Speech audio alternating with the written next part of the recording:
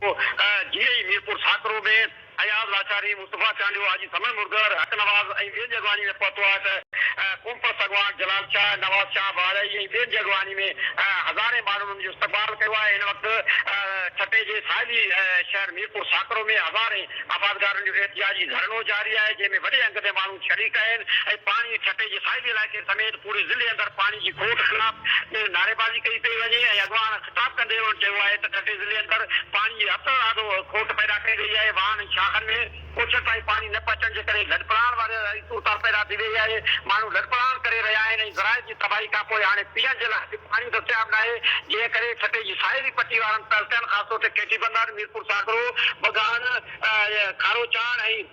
जेके केटी बंदर वारा इलाइक़ा आहिनि मीरपुर साकरो वारा इलाइक़ा आहिनि घोड़ाबारी उहे सभु सख़्तु मुतासिर आहिनि। उतां जी जेका ज़री आबादी आहे उहा सख़्तु मुतासिर थी आहे। 70 खां मथे ॻोठनि जी जेका आबादी आहे उहा थोरे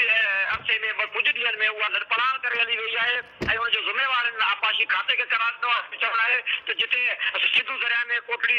डाउन स्ट्रीम में पाणी न पियो छॾियो वञे, उन सां गॾोगॾु जेका पाणी जेको बि पचे थो छटे जे वाहन शाखनि में ख़ासि तौर ते लाल वारे हिसे में के बि फीट लोअर में त उनजी ग़लति नमूने विर्च कई पई वञे ऐं जेके शाख आहिनि वाह आहिनि उन्हनि जी ग़लति डिज़ाइनिंग जे ज़रिए उनखे पको कयो वियो आहे, जंहिं सबबु कोच ताईं पाणी न पियो पचे ऐं मच्छी जे तलाइनि खे बासुर माण्हुनि जे ज़मीनदारनि जे ज़मीन खे गैर क़ानूनी तौर ते मुंड वारनि खे पाणी पचायो पियो वञे, जंहिं सबबु मजमूई तौर ते ज़िले जी जेका 80% आबादी आहे उहा सख़्तु मुतासिर आहे। हिन वक़्तु ज़री आबादी खां पोइ इंसानी जेके आबादी आहे जेको चौपायो माल आहे उहो पीअण जे पाणी लाइ परेशान आहे। जी बड़ी मेहरबानी जी महबूब विरोही तफ़सील ॾियण लाइ। महबूब विरोही तफ़सील रहो छटे ज़िले अंदरि